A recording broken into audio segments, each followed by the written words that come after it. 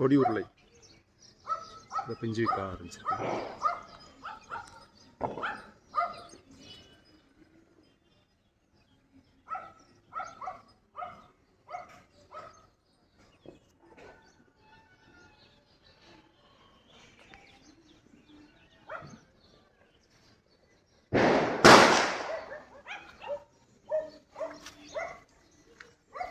சொல்லி கிழங்கு வந்து மண்ணில் இருக்குது, கீழே இருக்குது, மாடியில் ஏற்றி வச்சிருக்கேன்.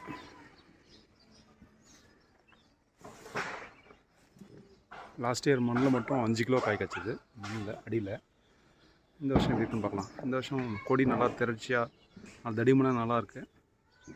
எக்ஸ்பெக்ட் மோர்.